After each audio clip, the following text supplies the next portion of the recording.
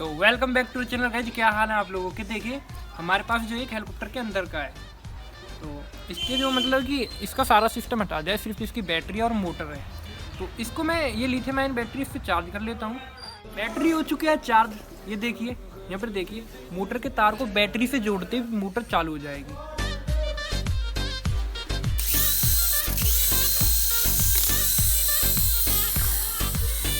तो यहाँ पर बंधा हुआ है धागा।